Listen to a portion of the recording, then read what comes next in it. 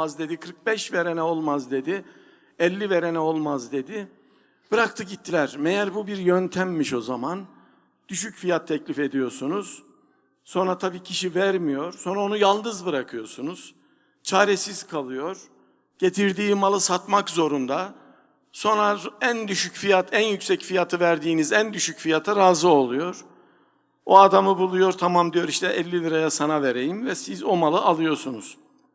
Bunun böyle olduğunu da daha sonra o pazardan bir cambaz tanıdığımız anlatmıştı. Biz böyle alışveriş yapardık diye. Ben bilmiyorum tabii ki.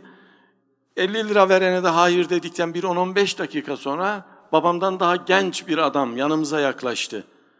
Dedi ki abi ben bu koyunu almaya geldim. Babam dedi ki ne kadar para veriyorsunuz? Abi ben bu koyuna 70 lira veriyorum dedi. Babam rahmetli olmaz dedi. Nasıl yani abi dedi, ben buna çok fazla para verdim. İşte o da olmaz dedi. O da fazla dedi.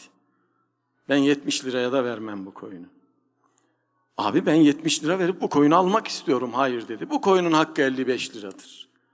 50 verdikleri için vermedim dedi. Bana 55 lira verirsen dedi bu koyunu sana veririm. Abi ben 70 lira veriyorum, yani bunu nasıl reddediyorsun? Dedi ki hakkı değildir, ben onu alamam. Adalet bu koyun için 55 lira vermeyi gerektiriyor. 70 lira da değil, 50 lira da değil. Adam ne yaptı biliyor musunuz? Ben hakkımı helal ediyorum, bu parayı vereceğim filan diye ısrarla babamı razı etti. Ve 70 TL vererek o koyunu aldı götürdü. Babam ona şöyle söyledi. Dedi ki bu koyun kuzulamaz. Kısırdır. Satarsan lütfen alıcısına söyle. Ve bu koyun 70 lira etmez. Zarar edersin bu koyundan. Adam dedi ki ben bu koyunu götürüp etinden faydalanacağım. Keseceğim ben bu koyunu dedi. Aldı. Babama dedim ki baba dedim. 70 lira iyi bir para. Niye 55 lira istedin oğlum dedi. Adalet bu koyunun 55 liraya satılmasını gerektiriyor. Bunu unutma. Adalet hak edene hakkını vermektir. Herhangi bir şeye hakkını teslim etmektir. Eğer yıllar geçecek, yaşayacaksan unutma ki hak ettiğinden fazlası ya da azı zulümdür. Mutlaka hakkını vereceksin. Aziz dostlar, bu benim ruhuma öylesine sinmiş ki bugün benim hanemde eşim, çocuklarım beni herhangi bir yere pazarlığa götürmüyorlar. En son kızımın düğünü oldu, benden habersiz gitmiş eşyaları almışlar. Eşime dedim ki ne yaptınız? Dedi ki sen pazarlık yapamıyorsun. Çünkü ben gittiğimde diyorum hakkı mıdır bu? Adam da hakkıdır diyorsa alıyorum onu. Tamam diyorum. Hiç itiraz edemiyorum. Yani ruhuma böylesine sinmiş mesele. Şimdi size soruyorum, diyorum ki gerçekten de bütün insanlığın ruhuna böyle sinseydi mevzu, her şey hakkını bulur muydu, bulmaz mıydı? Bulurdu. İşte bizim bugün noksanı olduğumuz temel noktalardan bir tanesi budur. Yıl 2004, Üsküdar'da aldığım bir evi bir başka kardeşimize satmak durumunda kaldım. Teslim ettikten sonra, anahtarı aldıktan sonra aklıma geldi. Gittim dedim ki ben bu evin bir iki kusurunu size söylemiştim ama birisini de unuttum. Onu niye unuttuğumu da söyleyeyim. Bu evin banyo kısmından, üst kattan akıntılar olurdu. Evi tamamen yeniledik, tamir ettirdik ve orayı da yaptık. Ama eğer buna rağmen sattıktan sonra, siz aldıktan sonra bir akıntı falan olursa haberimiz olsun, bu evin kusuru bizdendir. Onun da gereğini yapalım, ya tekrar tamir ettirelim ya da fiyattan düşelim dedim. Adam boynuma sarıldı, dedi ki ya bu nasıl bir iş dedi yani. Biz dedi ne kadar ev alıyoruz, satıyor, işlem yapıyoruz dedi. Ben de ona babamın hikayesini anlattım. Bir şey daha söyleyeceğim, sonra konuya esas anlamıyla adaletin, merhametin nereden kaynaklandığına geçeceğim. Yakın yerlerde bir yerde, yani işte Ege sahillerinde bir yerde arkadaşımızla arabayla gezerken bir Mercedes arabaya vurduk geçerken. Yanından sıyırdık geçtik. Durduk, 4 saat bekledik. Adamı tanımıyoruz, parasını vermemiz lazım. Zararını karşılamamız gerekiyor. Kahvehanede çay içiyoruz. Bir anda Mercedes'e bindi ve yoluna devam etti. Düştük peşine. Adam bizden korktu bu sefer. Takip ediyoruz ya. Bastı gaza, o gaza basıyor, biz peşinden gidiyoruz. Yakalayacağız mutlaka. En son dayanamadı, durdu. Ne istiyorsunuz kardeşim dedi ya, beni niye takip ediyorsunuz? Biz de arabada 2 kişiyiz. Dedik ki ya hele bir dur, sen şu arabaya bakmadın mı? Bak yanına vurmuşlar arabanın. Dedi vurmuşlar, ben de dedi iyi bir küfür ettim dedi. Ondan sonra da bindim arabaya, sürdüm. Dedim ki işte o vuran biziz. Küfür etmen yanlış olmuş. Biz 4 saattir seni bekliyoruz. Arabanın parasını ödeyeceğiz. İnanamadı. Yahu dedi bu arabaya o kadar çok vurdular ki ben hiçbir tanesini bugüne kadar görmedim dedi. Dedim ki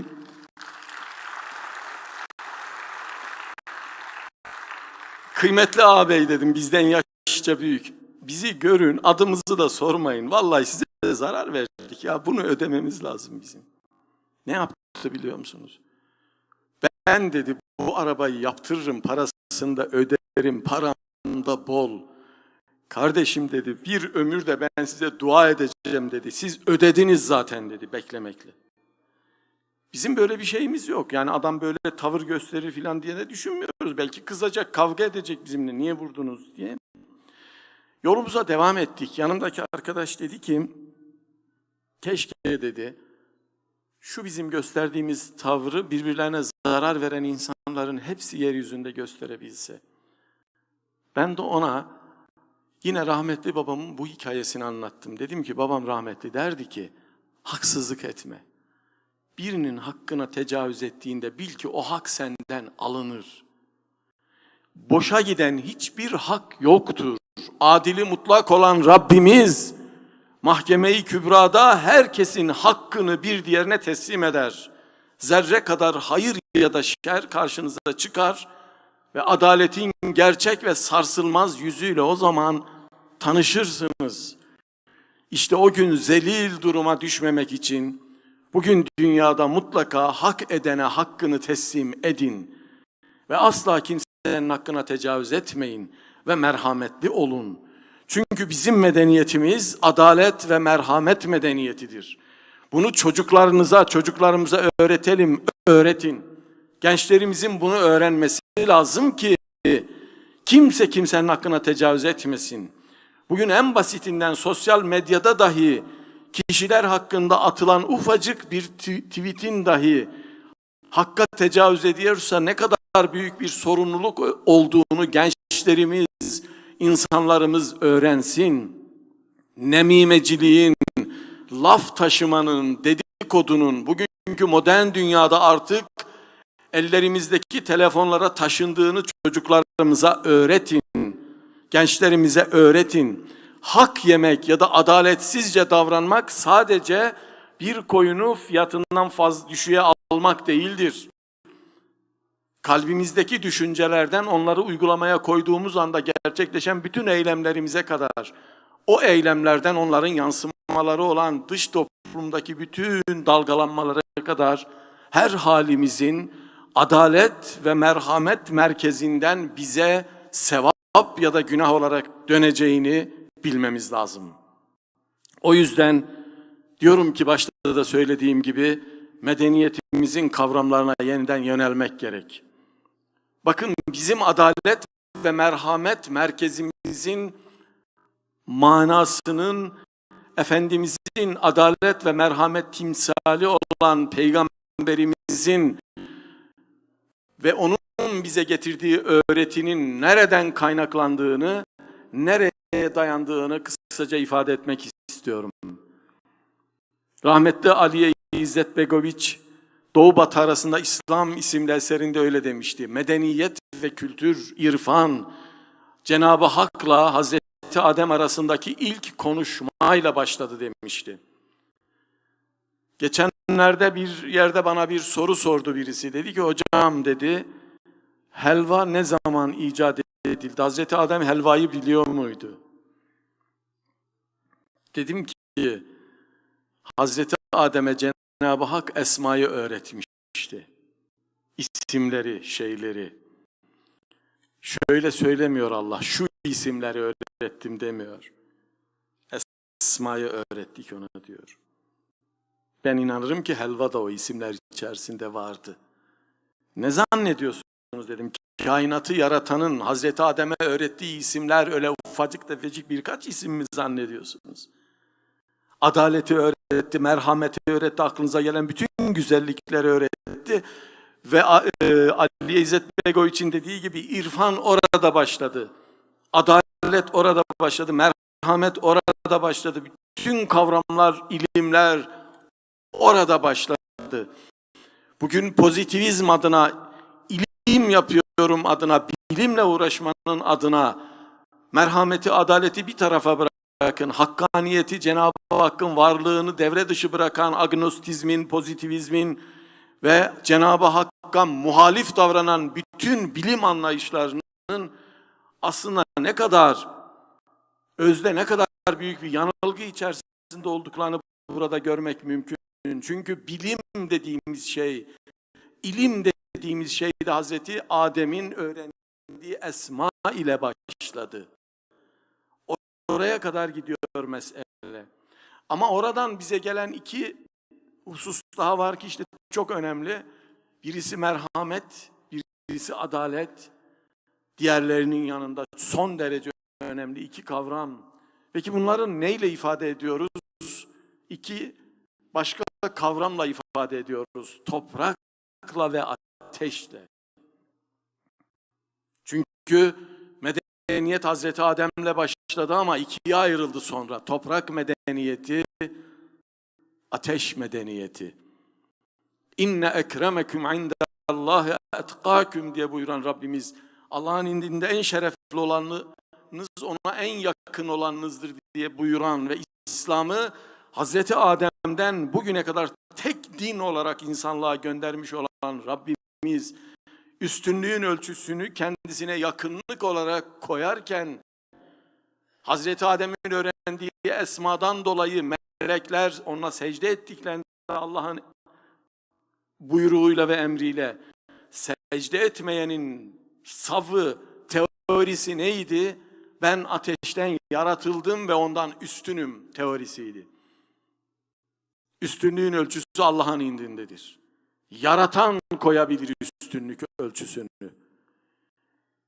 İnsanlığın garabet haline bakın ki aziz dostlar, bilgisayarı ya da buzdolabını yapan mühendisler dahi A sınıfı, B sınıfı, C sınıfı diye üzerine yazılar yazarken bu diğerinden daha üstündür, enerjiyi daha az kullanır diye küçücük tanımlamalarla kendi eserlerini üstünlüğe tabi tutarken Allah'ın yarattıkları arasındaki üstünlük ölçüsünü koyamayacağını zannedenler ne kadar büyük bir yanılgı içerisindedirler. İşte bu yanılgının kaynağı Allah'ın koyduğu üstünlük ölçüsünü reddedip kendince bir üstünlük ölçüsü koyan şeytana kadar uzanır. Ve onun yaratıldığı ateş o yüzden bizim karşımızdaki medeniyetin zulmüne, haksızlığına ve bütün insanlığı yakıp yıkan çehresine dönüşmüştür. Bizim medeniyetimiz neden toprak medeniyeti olarak merhamet medeniyetidir? Çünkü toprak merhametlidir. Çünkü toprak yeşertendir. Çünkü toprak verimlidir. Çünkü toprak huzurdur. Çünkü toprak ateşle karşılaştırdığınızda yakan değildir, tüketen değildir, eriten değildir, üretendir, çoğaltandır, ortaya koyandır. Mesela bu salonu Önder'in çok güzel kurultayını yaptığımız üniversitemiz ki üniversitemize de teşekkür ediyoruz. Bu salonu ateşle doldursak yarıya kadar kim durabilirdi burada? Çünkü ateş yakar, eritir. Ama bu salonu yarıya kadar toprakla doldursaydı çıkar üzerinde otururduk ve programı yapardık. Toprakla ateşin farkı budur.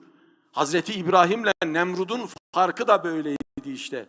Birisi ateş medeniyetinin kralıydı, birisi toprak medeniyetinin peygamberiydi. Biri yakmak yıkmak ve ortadan kaldırmak üzere zulme tevessül ederken, öbürü inandığı Rabbimizin yoluyla ateşin içinde güle dönmüştü. İşte Peygamberimiz bu yüzden gül sembolüyle sembolize edilmiştir. Çünkü kokusu güldür, hayatı güldür, kendisi güldür, sunduğu güldür. Ama onun karşısında yakan, yıkan, tüketen, ateşe atan bir medeniyet, Hazreti Adem'den bize kadar maalesef adaletsizliği, merhametsizliği bayraklaştırmış ve bugüne getirmiştir. Bu kardeşinizin medeniyet konferanslarında uzunca anlattığı bu iki ana kol, yani ateş ve toprağın insanlığa getirdiği öyle örneklerle ifade edilebilir ki tüylerimiz diken diken olur. Hatta size şu kadarını söyleyeyim, gençlerimizin, insanlığın büyük kısmının iletişim dilini belirleyen Batı iletişim fabrikasının, Batı iletişim tanklarının, Batı iletişim silahlarının, çünkü onlar bombalardan daha büyük silahlardır. O silahların, televizyonların, filmlerin, Hollywood'un, insanlığın efkar umumiyesindeki dili nasıl bozduklarını gördüğünüzde tüyleriniz diken diken olacaktır. Bu dili haksızlık adına, umursamazlık adına, zulüm adına öyle bir bozuyorlar ki dünyanın herhangi bir yerinde algı oluşturdukları bir millet grubu öldürüldüğünde ona sevinen bir insanlığı karşınızda buluyorsunuz. Halbuki bizim toprak medeniyetimizin insana bakış açısı Şeyh Galip'in şu mısralarında bayraklaşır. Hoşça bak zatına kim zübde-i alemsin sen, merdümü dideye ekvan olan Adem'sin sen. Kendine iyi bak, sen yaratılmışların göz bebeği olan insansın ve sen küçük bir kainat numunesisin. Şeyh Galip'in bu mısralarının kaynağı Kur'an-ı Kerim'de Rabbimizin bize beyan ettiği bir insana haksız yere öldürmek, bütün insanlığı öldürmek gibidir. Öldürmeye denktir ayetidir. Bir insana hayat vermekte, bütün insanlığa hayat vermekle eşdeğer tutulmuştur. Şeyh Edebali'nin bu topraklarda insanı yaşat ki devlet yaşasın demesinin sebebi budur. Ertuğrul Gazi'nin Bilecik'te önce Hristiyanlara su kuyusu açmasının sebebi işte tam da budur. Bize hiçbir insan grubu yeryüzünde barbar ya da zalim diyemez. Benim devletim, Osmanlı Devleti yüzlerce yıl gittiği hiçbir yerde kadınlara, çocuklara, suçsuzlara, masumlara dokunmamıştır. Teslim olanlara koskoca Prut Anlaşması'nı, savaşını düşünün. Ordu bile olsa teslim olanları serbest bırakmış bir medeniyetin insanlarıyız bizler. İşte bu bizim inancımızın adaleti, bizim inancımızın merhameti nasıl temsil ettiğini gösterir. Ve o kadar manidardır ki toprak medeniyetiyle ateş medeniyetini bir araya getirdiğinizde adeta İmam Gazali'nin kemale ermeyen zevale erer sözünü hatırlarsınız. Çünkü bizim medeniyetimizi insanı kemale erdiren, ateş medeniyeti ise insanı zevale erdiren, bataklığa ve batmaya götüren bir medeniyettir. Siz zevale erdiren bir düşüncede adalet arayamazsınız. Siz zevale erdiren bir düşüncede merhamet arayamazsınız. Bu yüzden batıdan merhamet bekleyenler her zaman yanılmışlardır. Bundan sonra da yanılacaklardır. Çünkü onlar ateşi ve ateş medeniyetini temsil ediyorlar. Benim Suriye'de çıkarlarım yoktur, onun için Suriye'ye girmiyorum diyen bir büyük Amerika Birleşik Devletleri'ni bu sözden yola çıkarak sadece anlayabilirsiniz. Çıkarları için müdahale eden, çıkarları olmadığında insanlığı huzursuzlukla, zulümle zulümle baş başa bırakan, aynı zamanda çıkarları için müdahale ettiklerinde de zulmü, haksız yere insanları telef etmeyi birinci derecede araç olarak kullanan, gözümüzde büyüttüğümüz bir büyük dünya devletinden söz ediyorum. Onların ateş medeniyeti olarak insanlığa ne yaptığını Hollywood'dan aldığım bir örnek filmle size ifade edeceğim. Bakın adalet nedir, zulüm nedir, onlar nasıl yapmış, biz nasıl yapmışız, bunu görelim diye söylüyorum. Misyoner diye bir filmleri vardır, Hollywood yapmıştır. Filmler üzerine yıllardır inceleme yapıyorum çünkü oradaki ateş, oradaki silah daha büyük. Robert De Niro'nun ve Jeremy Irons'ın başrolünü paylaştıkları filmde bir Cizvit papazı, misyoner, Cizvit inancını Amerikalı yerlilere anlatmak için Amerika'ya gidiyor. Amerikalı yerliler ne durumda biliyor musunuz? İnsan pazarlarında satılıyorlar. O zamanın büyük devletleri, İspanya, Portekiz vesaire, Venedik, Amerikan yerlilerinden topladıkları insanları getirip pazarlarda satıyorlar. Çoluk, çocuk, kadın demeden ve ayırmadan. İşte film açıp izleyebilirsiniz. Cizvit papazı gidip orada yerlileri Hristiyanlığa davet ediyor. Neden biliyor musunuz? Çünkü o zaman bir kanun var. Bir Hristiyan köleleştirilemez diye. Bu papaz yerlilerden Hristiyan yapabildiği her insanı kölelikten kurtarıyor. Ah bir bilseydi ki o papaz kölelikten gerçek kurtuluş İslam'ladır, Hristiyanlıkla filan değil.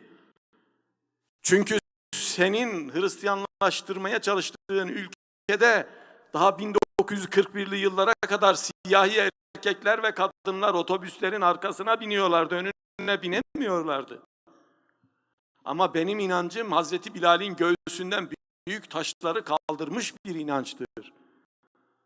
Kölelik böyle kaldırılır, öyle değil ama bilmiyordu papaz. O günkü şartlarda gitti, insanları Hristiyanlaştırmaya çalıştı. Peki ne oldu, karşısındaki güç ne yaptı? Toplandılar askerler, krallar, yöneticiler. Dediler ki bu Cizvit ne yapıyor? Bizim pazarımızı elimizden alıyor. İşte hadise budur.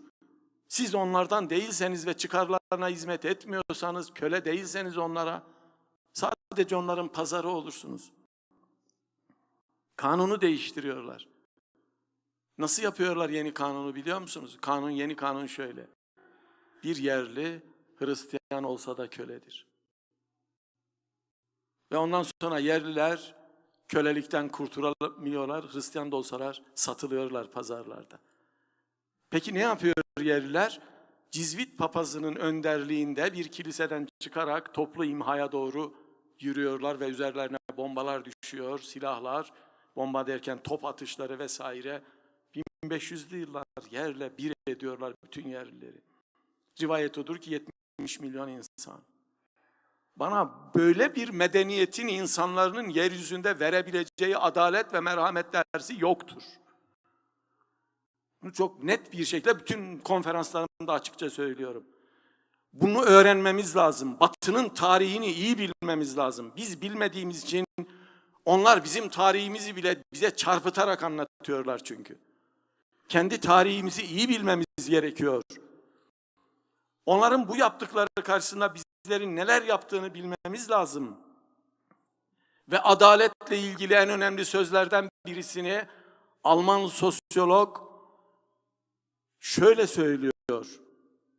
Diyor ki, adaletin hakim olmadığı ülkelerde kanun, büyük sineklerin delip geçtiği, küçük sineklerin takılıp kaldığı ağa benzer.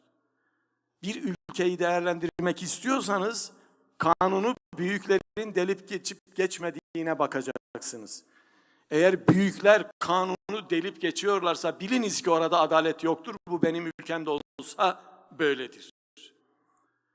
Küçükler takılıp kalıyorsa, büyükler delip geçiyorsa ah vah edin, her gün dövünün, ellerinizi dizlerinize vurun çünkü orada adalet yoktur.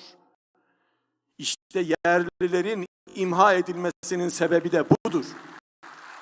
Büyükler delip geçtiği için, küçükler takılıp kaldığı için binlerce, yüz binlerce insan pazarlarında satılmıştır. Silkinmemiz ve ayağa kalkmamız lazım. İmam hatipler olarak bunu en başta temsil etmesi gerekenler de bizleriz. Bunun başka hiçbir yolu olduğunu düşünmüyorum.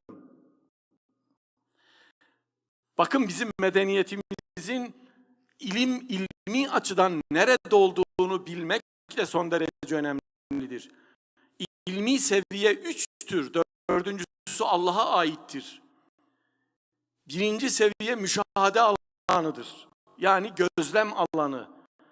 Diğer canlı varlıklarla eşit yaşadığımız alan. Bakarız, görürüz, yeriz, içeriz, uyuruz, barınırız. Akşam olur, yatağımıza gideriz, evimize gideriz. Kusura bakmayın, köstebek de bunu yapar, tilki de bunu yapar, kuş da bunu yapar, sokaktaki kedi de bunu yapar. Karınlarını doyurmak isterler, yuvalarına sığınmak isterler. Yılan dahi akşam olur gider, deliğine girer ve sığınmaya çalışır. Müşahede alanında biz diğer canlı varlıklarla eşitiz. Onun bir üst seviyesi ancak insanlığa ilk adımdır. O da muhakeme alanıdır. Allah'ın bize verdiği akılla muhakemede bulunmak, bilgiyi ayıklamak, doğrulamak, yanlış şeyleri kendimizden ayıklamak, akılla hareket etmek.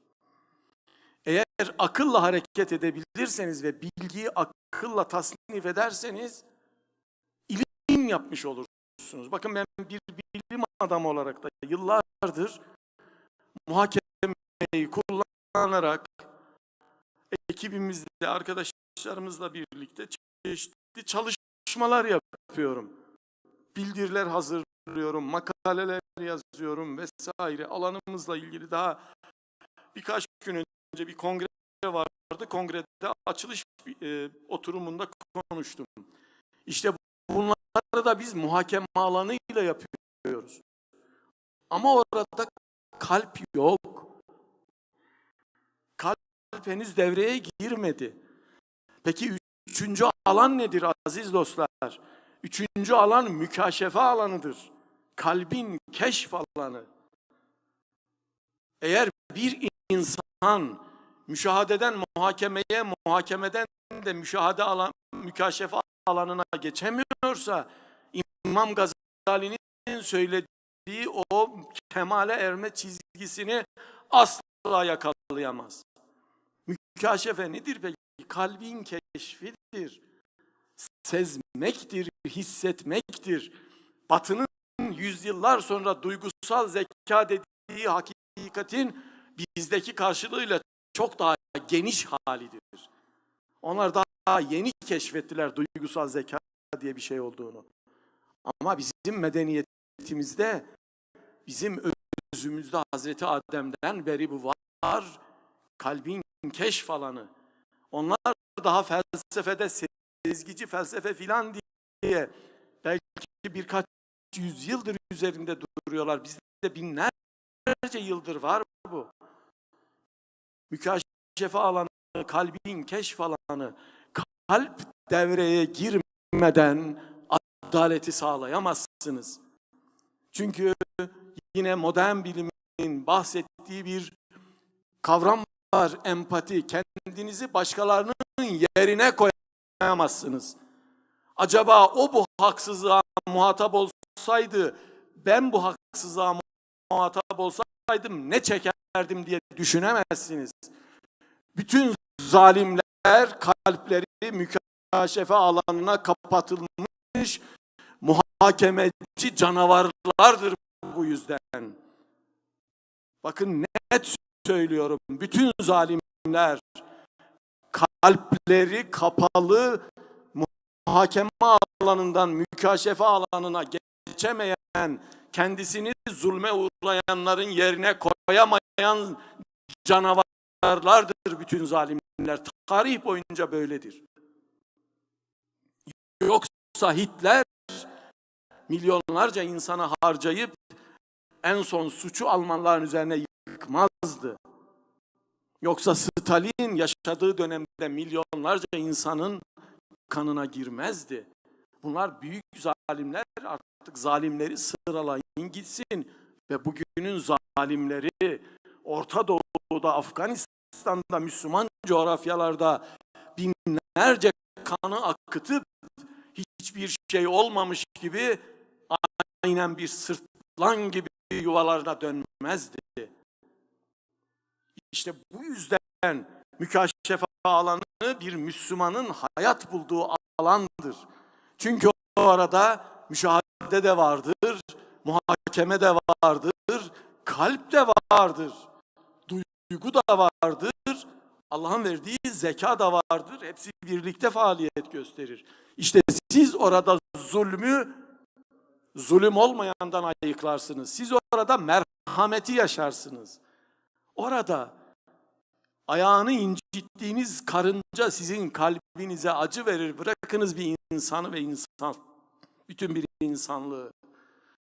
Ve bu üç alan Batı medeniyetini muhakeme ettiğimizde sadece ikisiyle Batı medeniyetinde vardır maalesef. Çünkü Batı medeniyeti rasyonel bir medeniyettir. Batı medeniyeti duygusal zekadan mahrumdur. Müşahede ve muhakemeyle yaşar.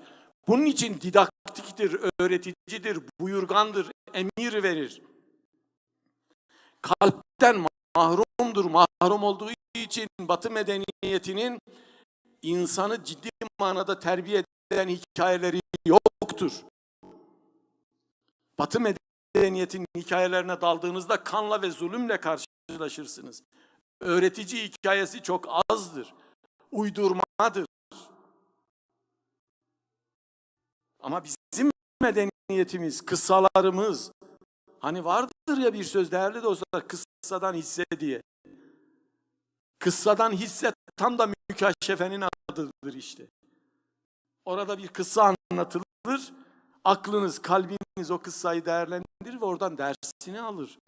Bu nedenle bizde masallar, efsaneler, hikayeler, nasihatnameler, seyahatnameler, şiir, sözlü sanatların tamamı her biri kendi içinde belli bir ilmi seviyeyi de barındırır. Hem aklı bize taşır, hem mükaşefeyi ve kalbi taşır. Hem de müşahededen dersimizi alırız. Peki bu nasıl yansımıştır çizgilere biliyor musunuz? Batı medeniyetinin çizgileri bu yüzden keskindir. Keskindir. Baktığınızda düz çizgilerdir. Bunu kılıçta bile görürsünüz. Batı'nın kılıcı, şövalye kılıcı şöyle bir şeydir. İstavroz şeklindedir. Osmanlı'nın batıdaki lakaplarından birisi eğri kılıçtır. Bizim kılıcımız bile mütevazidir. Boyun bükmüştür Allah'a. Çünkü nefis için çalmaz kılıcı benim askerim. Şahsi için kullanmaz, onu Allah içindir o kılıç. O bile mütevazidir, boynunu büker. Allah der çünkü o kılıcı salladığında akıncı, o kılıç Allah derken küffarın boynuna inerken bile teslimiyet içerisindedir. Bu nedenle Hazreti Ali yüzüne tüküren şahsı öldürmekten vazgeçmiştir. Seni öldürseydim şimdi nefsim için öldürecektim ama ben seni Allah için öldürecektim demiştir. Kılıcımız bile yuvarlak. Bu nedenle camilerimiz yuvarlak çizgilerle doludur. Kubbelerimiz, minarelerimiz, şerefelerimiz. Bu nedenle pencerelerimiz, kapılarımız. Ben Erzurumluyum. Çifte minarelere gittiğinizde şöyle küçücük yuvarlak kapılar bulursunuz. musunuz? Sormuştu bir Amerikalı yıllar önce bana, bu kapıların manasını biliyor musun? Bilmiyorum demiştim. Sonra acı bir şekilde öğrendim ki ilim tahsil edenler böbürlenmesinler, büyüklenmesinler diye onları o ufacık kapılardan geçiriyorlar. Boynunu eğmeyi öğrensin diye. Çünkü biz rükûa gideriz, secdeye gideriz. Biz kainatın sahibine kul olmuşuz. Dünyanın en özgür insanları aslında biziz. Ama biz gelip de basit şeylere kul olamayız. Adaletsizliğe, merhametsizliğe rağm olamayız. Biz bu yüzden medeniyetimizi çok iyi öğrenmeliyiz. Bu kardeşiniz şiiri, sanatı anlatırken de diyor ki Batı'nın sanat anlayışı Aristo'nun mimesis kavramına dayanır. Tabiatı taklitten doğar sanat ve sanat tabiat tanrı olduğu için tabiatı taklitten doğar. Oysa biz sanatı dahi Allah'ın sıfatlarından alırız. Bu nedenle bizim çizgilerimiz yuvarlaktır. Çok daha böyle keskin bir örnek vereyim. 3. Selim zamanında kız kardeşi has bahçelerimizden birini yıktırıp onların meşhur merili bahçelerinden birine dönüştürmek ister. Fransız bahçeleri, merili bahçeleri denir onlara. Köşelidir, geometriktir, düz çizgilerle ayrılmış bahçedir. Ama bizim has bahçemiz yuvarlak çizgilerle donudur. Adeta kainattır. Yıldızlar döner durur bahçenin içinde. Batılılaşmayı kafasında bir olguya dönüştürmüş sultan o bahçeyi yıktırıp yerine merili bahçesi yaptırmak ister. Bahçelerden sorumlu kişi karşı çıkar buna. Sürdürür onu. Ağa gemiye binmeden önce hüngür hüngür ağlarken sorarlar, sürüldüğüne mi ağlıyorsun? Rivayet edilir ki şöyle der. Hayır der. Ben sürüleydim keşke ama has bahçemiz yıkılmayaydı. Çünkü has bahçe yıkıldıktan sonra asıl köşeler zihinlerde oluşacak. Yürekler yıkılacak. Biz bunları kaybettikten sonra kendimizi kaybedeceğiz. Ve nitekim öyle oldu. Öyle bir noktaya geldik ki Batı'nın her şeyi iyi, bizim sahip olduğumuz her şey sanki yokmuş gibi ya da kötüymüş gibi bir noktaya taşıdı meseleyi bu topraklarda insanlar maalesef. Bu nedenle aziz dostlar, biz bu yuvarlak çizgileri nihayete erdirelim. Diyelim ki çok uzundur bu meselede. Kalbin çizgileridir işte yuvarlak çizgiler. Keskin çizgiler aklın çizgileridir. Çünkü akıl 2 + 2 eşittir 4 der ama 5 demez. 5'i diyen kalptir. Çoğaltır kendisinde, 2'yi alır, 3 yapar, 4 yapar, çoğaltır. Kalbin çizgileri yuvarlaktır. Bizim medeniyetimiz bu yüzden kalp medeniyetidir. İşte şimdi daha iyi anlıyoruz. Yürek medeniyeti, kalp medeniyeti kitapları bu medeniyet için neden yazıldı? Şimdi daha iyi anlıyorum ben. Ve aziz dostlar, değerli misafirler, kıssadan hisseye yönelecek olursak, çok güzel de kıssalarımız vardır bizim adaletle ve merhametle ilgili. Biraz da onlara girip, madem kıssadan ders almak bizim medeniyetimizin en temel yanıdır dedik, şöyle birkaç kıssayla da size adaleti nasıl unutmamamız gerektiğini ifade etmiş olayım. Ben bir Sibirya gazisinin torunuyum. Dedemin adı Bekir. 1918'de gidip 22'de dönüyor Sibirya'dan. Dedem rahmetli. Damın üzerinde dururdu. İkindiden sonra yaklaşık 2 saat ufku seyrederdi. Biz tarlalara baktığını düşünürdük çocuklar olarak. Biz derdik ki yine yolda kalan bir hayvan var, ona gönderecek babamı, amcamı, o hayvana yardım ettirecek. Biz derdik ki yine yolda kalan birisi var herhalde. Çünkü bazen şöyle derdi: Seyfullah gel, Feyzullah gel, ata bin, şu yol ayrımında bir yolcu var, ona bal, yağ, ekmek hazırla götür, su götür. Yardıma ihtiyacı olabilir. Geliyorsa köyümüze gelsin, onu misafir edelim. Gelmiyorsa gideceği yere rahat gitsin. Biz alışmıştık buna. Dedem her gün mutlaka 2-3 günde bir babamlardan birisini gönderirdi.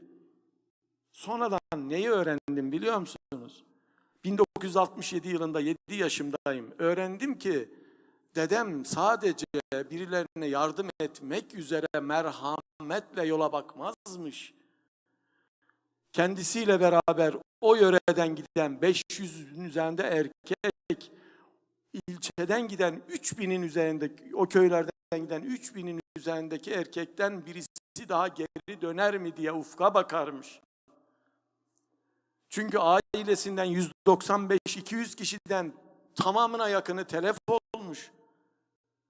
Baba yok, anne yok, kardeş yok, amca yok, hiçbir şey yok. 3-5 akrabası kalmış. Döndükten sonra köyü yeniden yaptığı zaman geriye dönecek kimse bulamamış. 67'de bir amcası oğlu buradan yakından Denizli'den gelince Şakir dedem 3 gün ağladı, susturamadılar. Sen neden bu kadar ağlıyorsun diye sorduklarında verdiği cevap neydi biliyor musunuz? Ben dinim için, vatanım için bütün ailemi feda ettim.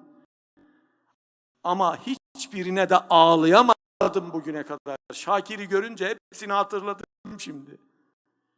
Şakir'in yüzüne bakıyorum, babam aklıma geliyor. Şakir'in yüzüne bakıyorum, annem, amca. Bırakın da şu 3 gün hepsine tek tek ağlayayım demişti. Bütün aileye 1967 yılında ağladı. Bu kardeşiniz Üsküp'te bir konferansta bu hadiseden bahsettim. Dedim ki bizim merhametimiz böyledir. Ben kurtuldum, geride kalanlar ne olursa olsun yoktur. Adam yıllarca ufka bakıyor, acaba Sibirya'dan birisi daha dönecek mi diye.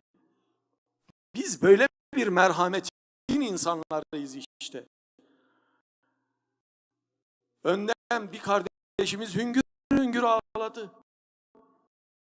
Ne oldu dedik? Dayanamadı, dışarı çıktı. Konferansa ara verdik. Birer bardak çay içtik, geri döndük. Geldi, mikrofonu aldı. Ne dedi biliyor musunuz? Biz Üsküp'te yaşayan bir aileyiz. Benim babam bir hafta önce öldü.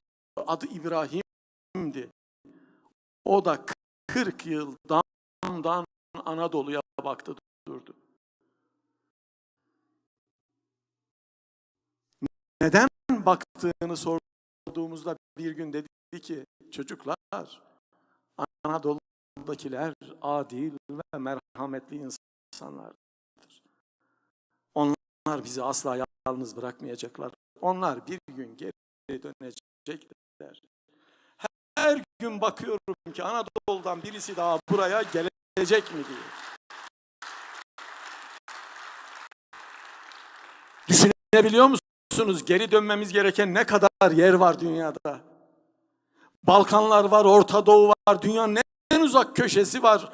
Abdülhamit Han'ın yardım gönderdiği Japonya var. Müslüman tüccarların gittiği, İslam'ı yaydığı Endonezya var. Rusya'nın en ücra köşeleri var. Dünya bizden yardım ve merhamet ve adalet beklerken biz kendi içimizde nasıl savaşabiliriz? Birbirimize sataşabiliriz. Basit şeylere takılabiliriz. Siyasi bekalara takılabiliriz. Endişelere takılabiliriz. Biz nasıl umutsuz olabiliriz? Biz adaleti temsil eden insanlarız dünyada. Biz yapmazsak kim yapacak aziz dostlar? Allah nurunu tamamlayacaktır. Ama biz yapmazsak birilerini çıkarır Rabbimiz, bundan emin olalım. Kur'an-ı Kerim'de ayet aynen böyle. O yüzden kendimizi toplamamız lazım. Dedem nasıl dönmüştü Sibirya'dan biliyor musunuz? Ve rahmetli hep şunu söylerdi: yardım edin. Merhamet gösterin, insanlara yardım edin. Çünkü yardım etmek üzere uzandığınız her el kendi elinizdir. Böyle derdi hep. Böyle öldü, böyle diye öldü adam. Ben çünkü Sibirya'da bir Rus'a elimi uzattığım için, yardım ettiğim için Allah beni gönderdi geri derdi. Bataklıklarda kalan bir adam söylüyorlar. Diyorlar ki bataklıkta ölüyor. Dedem çok iyi kement atardı atların boynuna. Çünkü bir Rus köyünün zenginine verilmiş, esir olarak 2,5 yıl orada kalmış. 1,5 yıl Sibirya ormanlarında ağaç kesmiş. Gidenlerin büyük kısmı orada öldü derdi. 150-200 kişi kaldık 3.000 kişiden.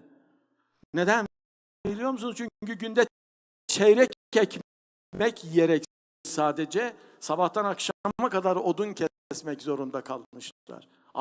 Ağaç kesmek zorunda kalmışlar. Hastalıktan, zayıflamadan, başka sebeplerden telef olup gitmiş yüzlercesi. Dedem 2 metreye yakın boydaydı, pehlivandı. Ben bile cılız bir çöpe dönmüştüm en son derdi. Köye veriliyor ve orada başlıyor birisine esirlik yapmaya. Adam bir süre sonra diyor ki ya sen nasıl esirsin kardeşim?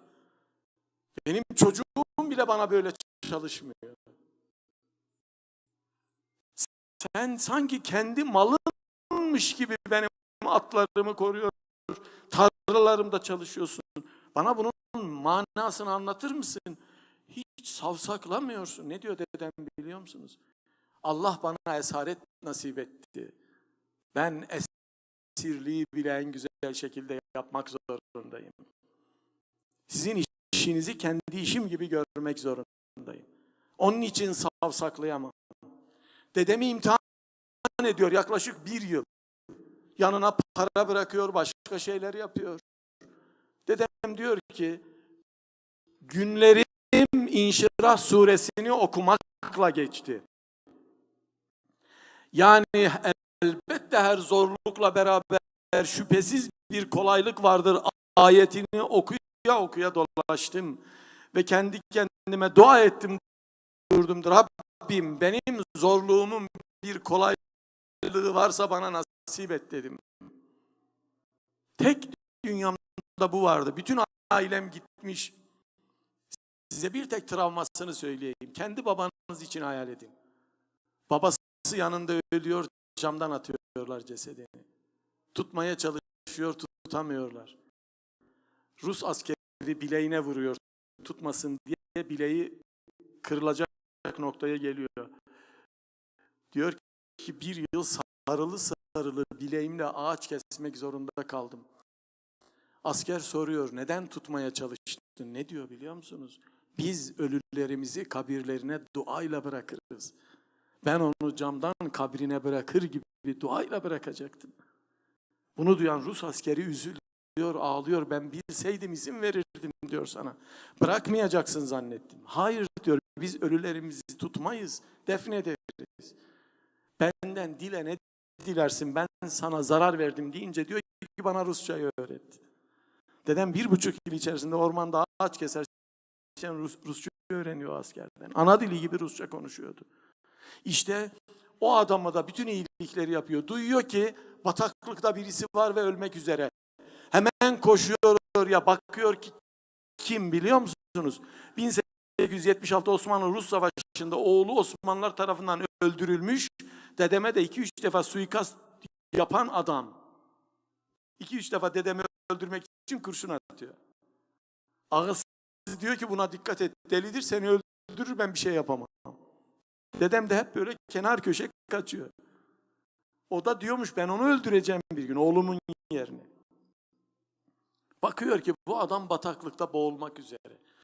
Ya Allah Bismillah deyip kemendi fırlatıyor. Kement gidiyor, yakında duruyor. Bir daha alıyor, Allah'ım sen ulaştır deyip Bismillah deyip atıyor. Adam tam gömülmek üzereyken burada dururdu, biraz ağlardı. Derdi ki Cenab-ı Hak beni gönderecek ya, siz doğacaksınız ya, işte o kemendi adamın dudaklarının tam önüne gönderdi Cenab-ı Hak. Can havliyle ölmeyeyim diye kemendi dişleriyle yakaladı adam. Çektiler, çıkardılar, bütün dişleri söküldü. Ağzı kan içinde kaldı. Ben ata bindim, koştum beni vurmasın diye. Adam hep suikast yapan bir adam. Kendine geldiğinde soruyor, beni kim kurtardı? Diyorlar ki Türk esir. Şöyle yapıyor, eyvah diyor, bu da mı olacaktı? Benim öldüreceğim adam beni nasıl kurtarır? Bir süre sonra eve geliyor, diyor ki sen benim artık oğlumsun. Hikaye çok uzun da ne oluyor biliyor musunuz? Yolcu edecekler dedeni. Dedeme diyorlar ki senden esir olmaz kardeş. Seni evlendirelim, sana tarla verelim, hayvan verelim, köyde yaşa. Bolşevik ihtilali dolayısıyla hazır nüfus kayıtları da yanmış. Oğlu Osmanlı-Rus Savaşı'nda ölen adam diyor ki ben oğlumun kimliğiyle sana kimlik çıkaracağım. Ve dedemin kimliğini onun adıyla çıkarıyorlar. Seni yolcu edeceğiz. Dedem kabul etmiyor. Ne diyor biliyor musunuz dedem? Ben burada kaldığım sürece hep esir olurum. Ben burada asla özgür olamam. Vatanıma gitmem lazım ki aileme ben özgür olabileyim. Eğer bana bir iyilik düşünüyorsanız beni gönderin. Diyorlar ki tamam seni göndereceğiz. İşte bütün hadiseyi böyle planlıyorlar. Son 3 ay diyor, 3 ay sonra yollar açılacak, trene bineceğim. Merhameti anlatıyorum. Hadi buyurun yapalım böyle. Bakın neler değişecek dünyada. Kızaklarla un için değirmene gittik. Bir hafta kaldık. Geri dönüyoruz. Kızağımı en sona aldım. Birisi düşerse yardım edeyim diye.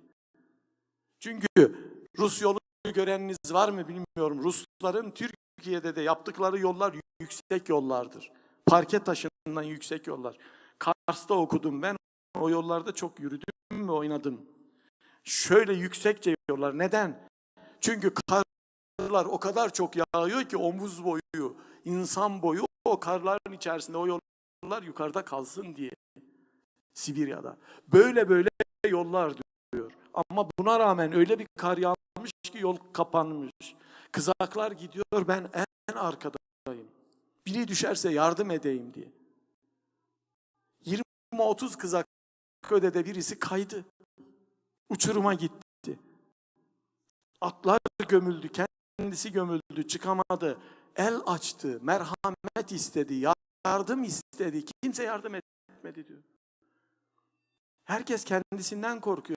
Girersem ben de çıkamam diye.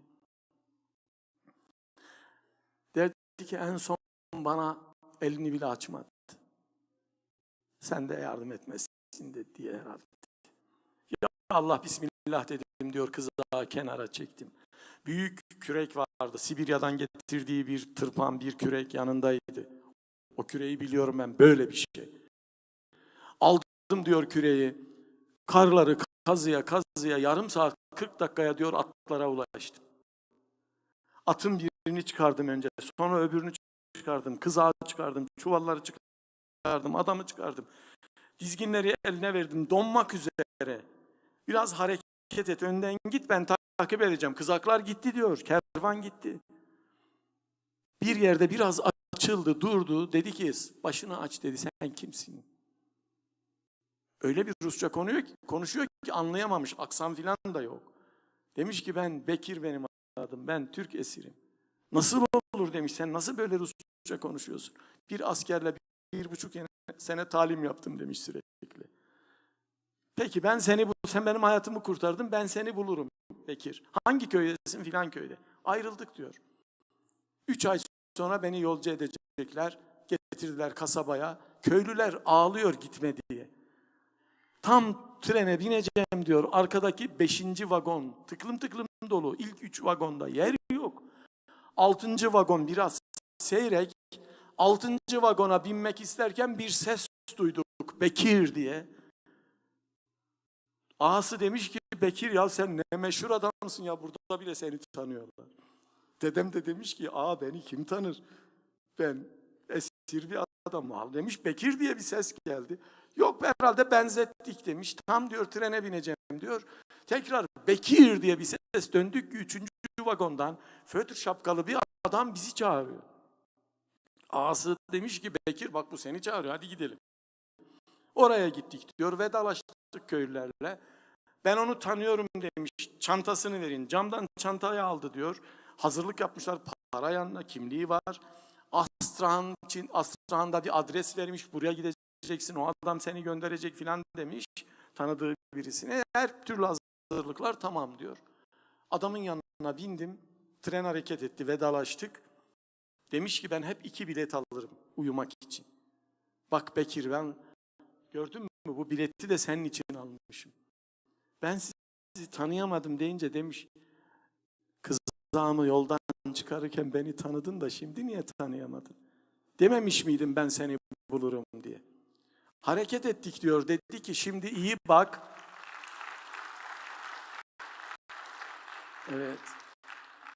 Dedi ki şimdi iyi bak, bir daha göremeyeceğin asma köprülerin üzerinden geçeceksin. Uçurumların üzerine kurulmuş asma tren köprüleri, yolları. Bu dünyanın en büyük teknolojisidir demiş. Şu anda çok az yerde, Kanada'da filan var, burada var. Anlatmış, böyle anlatıyordu dedem. Bir köprünün üzerinden geçerken tüylerim diken diken oldu. Tren devrilecek gibi hissediyorsunuz diyor. Yaylanıyor. Korkunca dedi ki korkma, çok sağlamdır. Sonra diyor en uzun köprünün üzerine geldik. Dedi ki buraya iyi bak, işte bunu bir daha göremezsin. Bu köprüyü görmek için turistler gelir buraya. Köprüye bakarken köprü bir anda yıkıldı diyor. Dedemi o arada artık tutamazdık. Ağlardı, ağlardı, ağlardı. Şu parmaklar aziz dostlar, o ağlarken sakalındaki damlaları temizlemiştir şu parmak. 11 yaşımdaydım ben. En son sakinleşirdi, derdi ki birinci arkadaki 6. vagon uçuruma gitti. 5. vagon uçuruma gitti. 4. vagon uçuruma gitti. 3, 2, 1 kurtuldu, kenara çıktı. Ve o vagonlardan bir tane Allah kulu sağ çıkmadı. Ben eğer o gün onun kızağına elimi uzatmasaydım 6. vagonda olacaktım. Allah bana onun kızağına el uzatmayı nasip ederek onun elini bana uzattırdı ve beni kurtardı o arada. Ve ben buraya döndüm. Onun için derdi ki yavrularım, çocuklarım, köylülerim, kardeşlerim, yardım etmek üzere uzandığınız her el kendi elinizdir. Merhametten başka bir yol, adaletten başka bir yol yoktur derdi.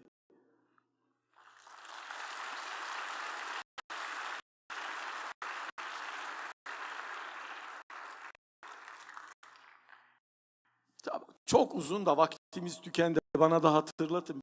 1 saat demişti arkadaş. Kaç dakikamız var? Yok. Ya vakti aşmamak lazım. Onun için hakikaten kaç dakika ona göre sığıştıracağım. 5 dakikamız mı var? 15. 45. Allah razı olsun. Sağ ol. Eyvallah. Ben hüsnü niyetinizi biliyorum.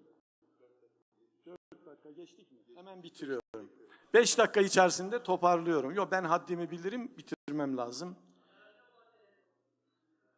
Şimdi çok kısa 5 dakikaya yetiştirebilirim inşallah. Bir şey anlatıp bitireceğim. Bir ene adilun min Nuşirevan hikayesi vardı ama onu siz okursunuz. Bulun, okuyun. Hazreti Ömer'le Sa'd ibn Ebi Vakkas arasında geçen bir hadisedir. Onu vazgeçtim, onu anlatmayayım. Bir taş hikayesi vardı, ondan da bahsetmeyeyim. Vakit yok ama bir gülümse hikayesi var. Onunla bitireceğim. Çünkü merhametin ve adaletin timsali Efendimiz Hazreti Peygamberimiz Muhammed Mustafa sallallahu aleyhi ve sellem'dir. Ona baktığımızda zaten dünyanın en güzel neyi varsa onu onda görürüz, davranış olarak ve başka. Arkadaşları ona bir meyve ikram ettiklerinde ya da bir tatlı ikram ettiklerinde bir tane tadar yanındakilere dağıtırmış.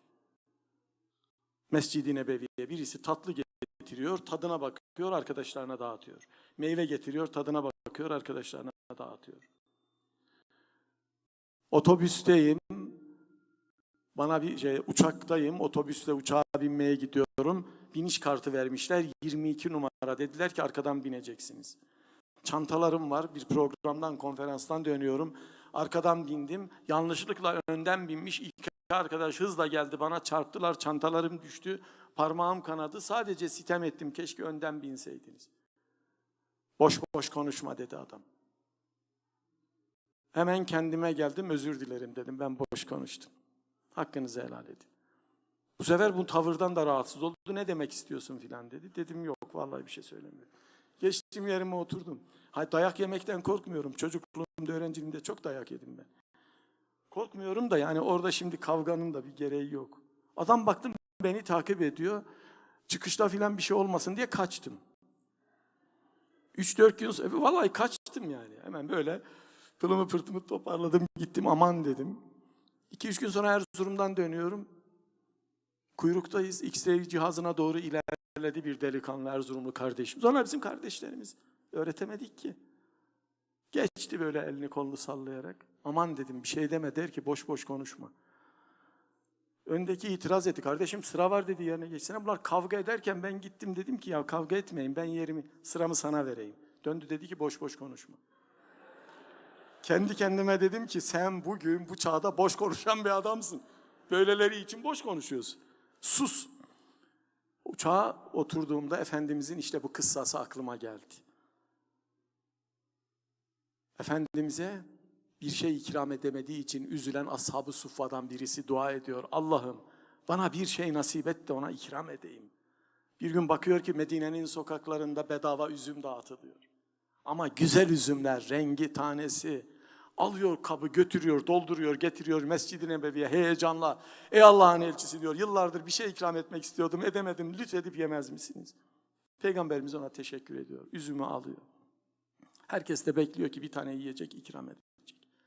Tadıyor, yiyor, tebessüm ediyor ikinciyi, tebessüm ediyor üçüncüyü. Yarısını yiyor üzümlerin, kimseye vermiyor. Ashabtan bu zat neşeyle dışarıya koşuyor, arkadaşlarına diyor ki beni ödüllendirdi, hepsini yiyor üzümlerini, hiç kimseye vermiyor. Üzümler bitince yanındakiler diyorlar ki ya Allah'ın elçisi siz böyle yapmazdınız. Ne oldu size? Ne diyor Peygamber Efendimiz biliyor musunuz? Üzümler o kadar acıydı ki. Üzümler öyle ekşiydi ki. Birinize verseydim yüzünüz buruşurdu. O kardeşimizin mutluluğu bozulurdu. Onun için bütün acı üzümleri ben yedim diyor. Hepinizi saygıyla, muhabbetle selamlıyorum. Lütfen acı üzümleri yiyin. Allah'a emanet olun.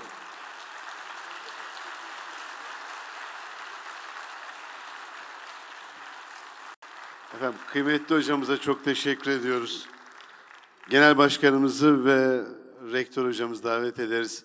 Şiarımızı hediye edeceğiz hocamıza. Hocam ağzınıza yüreğinize sağlık. Çok teşekkür ederiz. İyi ki Nurullah Genç var.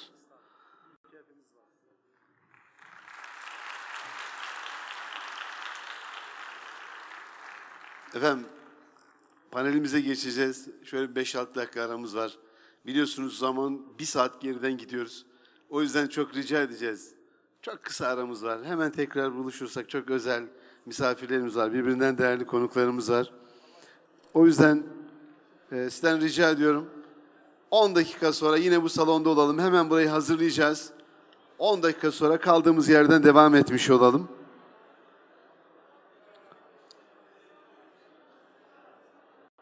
Toplumsal yansımalarıyla adalet ve merhameti konuşacağız efendim burada. 10 dakika sonra çok rica ediyoruz. 8 geçiyor. 20 geçe başlamış olalım inşallah. Profesör Doktor Nurullah Genç hocamıza çok teşekkür ediyoruz. Ağzına yüreğine sağlık. Rektörümüze ve genel başkanımıza çok teşekkür ederiz.